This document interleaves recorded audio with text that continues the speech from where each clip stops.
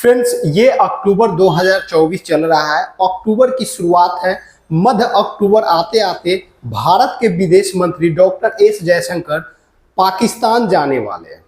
अब इस खबर से भारत के अंदर खलबली मची हुई है। भारत के अंदर ही नहीं बल्कि पाकिस्तान के अंदर भी ये बात सुनकर कि डॉक्टर एस जयशंकर जो भारत के तत्कालीन विदेश मंत्री है वो पाकिस्तान आ रहे हैं, इससे पता नहीं पाकिस्तान और हिंदुस्तान के आम जनता में खलबली मची हुई है। साथ ही दुनिया भर के मीडिया का नजर इस चीज पर है। ऐसा क्यों है?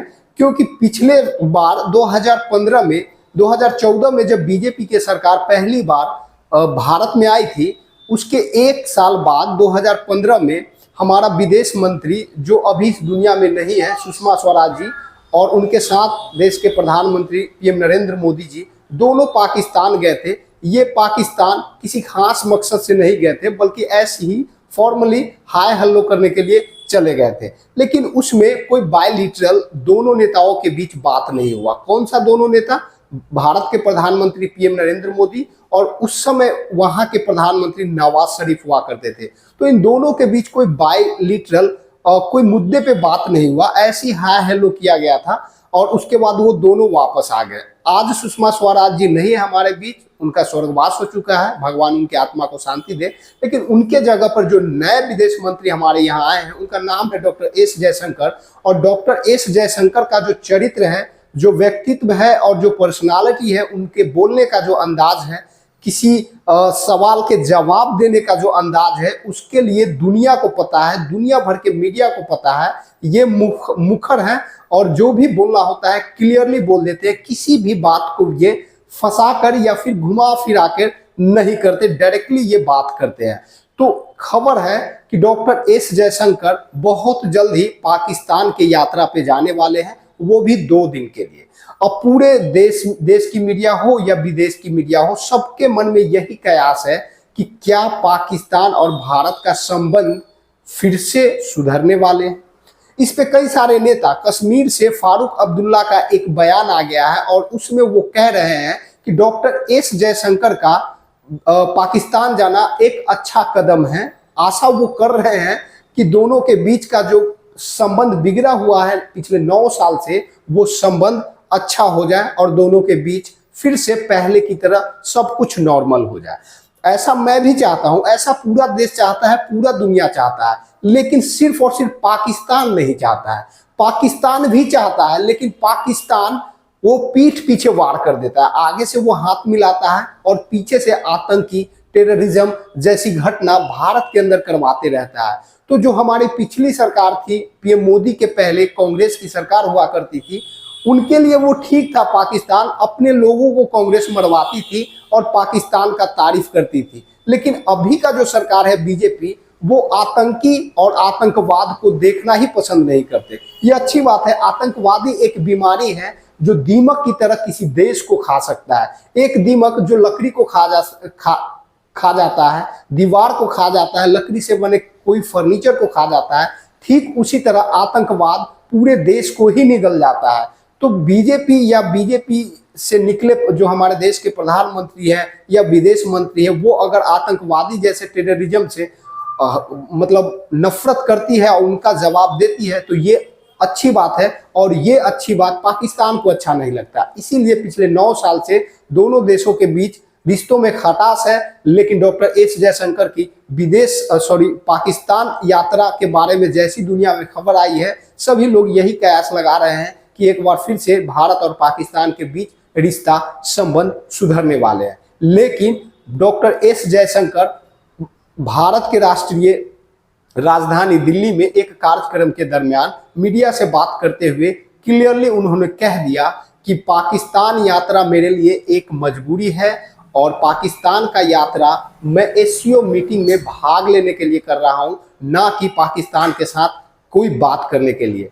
वो उन्होंने साफ साफ कह दिया कि हम जो पाकिस्तान जा रहे हैं उसमें एससीओ की मीटिंग में भाग लेना जरूरी है। तो मीडिया से बात करने के दरमियान डॉक्टर एस जयशंकर ने साफ साफ बता दिया कि हम पाकिस्तान विजिट पे जा रहे हैं एससीओ में भाग लेने, ना कि पाकिस्तान से किसी भी तरह का बात करने। पाकिस्तान से बात करने करने का कोई उचित ही नहीं बनता। हमारी मजबूरी है कि एससीओ की मीटिंग इस बार पाकिस्तान के द्वारा होस्ट कराया जा रहा है, तो हमें एससीओ की मीटिंग को जरूरी समझते हैं, इसलिए हम एससीओ की मीटिंग में भाग लेने जा रहे हैं, ना कि पाकिस्तान से कोई वार्तालाप करने।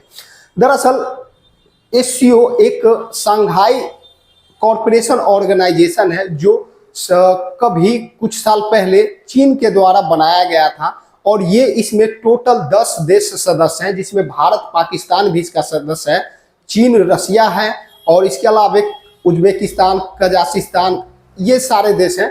टोटल 10 देश हैं एससीओ मीटिंग में, और इस मीटिंग की बैठक पर साल 2 बार होता है, 2 देशों में कराया जाता है। पिछले बार कजाकिस्तान में हुआ था, जहां पीएम मोदी को जाना था, लेकिन वहां भी पीएम मोदी नहीं जा पाए, क्योंकि उस वक्त भारत के संसद में एक सत्र शुरू हुआ था जो इम्पोर्टेंट था, जिसमें बिजी होने के कारण पीएम मोदी नहीं जा पाए थे। इस बार भी पाकिस्तान के द्वारा होस्ट कराया जा रहा है, प्रत्येक 6 महीना पे इसकी मीटिंग इसके सदस्य देशों में कराया जाता है।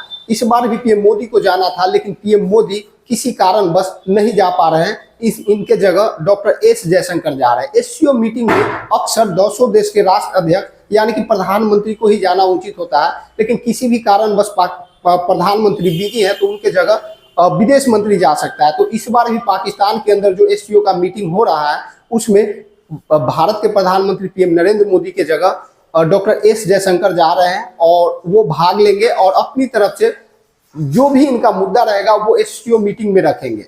एससीओ मीटिंग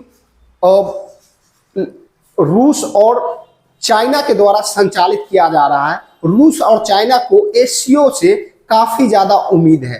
क्यों?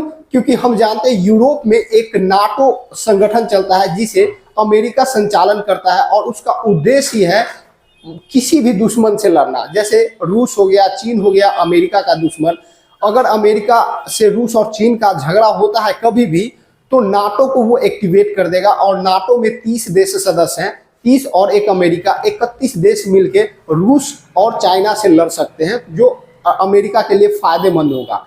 अब इसी के एवज में रसिया और चाइना एससीओ को नाटो से मिला के देखता है कि आने वाले दिन में अगर सब कुछ अच्छा रहा, तो जिस तरह नाटो है उस तरह एससीओ हमारा बन सकता है एशियाई, पश्चिम एशिया कंट्री में, जिससे हम नाटो को टक्कर दे सकते हैं। लेकिन पाकिस्तान और कुछ देश के गलत एक्टिविटी के कारण भारत हमेशा नाराज रहता है। हालांकि भारत भी चाहता है कि एससीओ आगे बढ़े, इसमें और भी सदस्य हो, लेकिन पाकिस्तान जो दुनिया भर के अंदर टेररिज्म फैला रहा है, और एक और पड़ोसी देश चाइना जो खुद एससीओ को चलाना चाहता है, अपने ही स्टेट के नाम पे एससीओ को चला रहा है, और आगे उम्मीद भी रखता है कि ये स्ट्रांग हो, ना कि बर्बाद हो। वो खुद पाकिस्तान द्वारा संचालित टेररिज्म को यूएनएससी में सपोर्ट कर देता है। तो इससे पिछले कई सालों में एससीओ थोड़ा सा कमजोर हुआ है, लेकिन फिर भी डॉक्टर एस जयशंकर मीडिया से बात करते हुए उन्होंने बोला कि हम पढ़े लिखे, समझदार और प्रतिष्ठित आदमी हैं, जो जैसा जवाब सवाल करता है वैसा ही हम जवाब देते हैं, जो जैसा बात करता है वैसा ही हम बात करते हैं, और इसलिए वो एससीओ मीटिंग में भाग लेंगे और अपनी तरफ से जो भी उनकी प्रॉब्लम्स हो, देश की प्रॉब्लम्स हो, वो मुद्दा के रूप में उसके सामने रखने जा रहे हैं। ऐसा नहीं है कि एस जयशंकर पाकिस्तान के प्रधानमंत्री से बात करेंगे। लेकिन इस बीच एक और इंटरेस्टिंग तथ्य हो गए। पीटीआई का नेता, जो पूर्व प्रधानमंत्री, पाकिस्तान के पूर्व प्रधानमंत्री इमरान खान, जो इस वक्त जेल में बंद है, उन्होंने उम्मीद जताई है, उन्होंने बयान दिया है कि डॉक्टर एस जयशंकर जी आ रहे हैं, आए और हमारे लोगों को, हमारे कार्यकर्ता को संबोधित करें अपने बातों से, और बताएं कि भारत में लोकतंत्र कैसा है और लोकतंत्र कैसे चलाए जाते हैं, लोकतंत्र के तहत सरकार कैसे बनाई जाती है, ये सब कुछ बातें आकर कहें। तो इमरान खान को भी उम्मीद है डॉक्टर एस जयशंकर से, वो जबरदस्ती मुंह में उंगली देकर पाकिस्तान के अंदर का जो हालात है उस पे बयान देने के लिए कह रहा है। लेकिन माय डियर फ्रेंड, मैं आपको क्लियर कर दूं कि भारत दुनिया का पहला देश है जो किसी के इंटरनल मामले में कभी भी बयानबाजी नहीं किया है, खास के जब बीजेपी का सरकार भारत के अंदर रहता है। लेकिन इमरान खान और पाकिस्तान दुनिया का पहला देश और पहला प्रधानमंत्री होगा जो जबरदस्ती चाहता है कि भारत हमारे इंटरनल मामले में कुछ इंटरफेरेंस करे, कुछ बयान दे जिससे जो वहां का तत्कालीन सरकार है उस पर असर पड़े। इमरान खान को और दुनिया को पता है कि अभी भारत के अंदर जो बीजेपी की सरकार है वो बहुत सारा प्रभावशाली है, देश में तो प्रभाव है ही, इसलिए तीसरी बार चुन के आ गए हैं, और दुनिया भर में भी पीएम मोदी का प्रभाव है इसलिए, और पीएम मोदी के साथ साथ डॉक्टर एस जयशंकर का भी प्रभाव पूरी दुनिया पे है।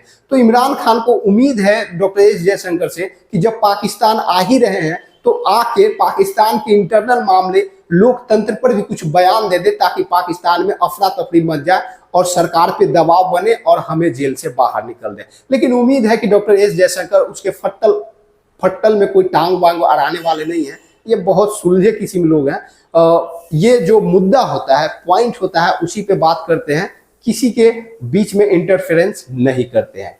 तो आप आज के इस वीडियो में आपको समझ में आ गया होगा कि डॉक्टर एस जयशंकर आने वाले 15-16 अक्टूबर यानी कि मध्य अक्टूबर में जाएंगे। 2 दिन का एससीओ मीटिंग है 15-16 अक्टूबर को।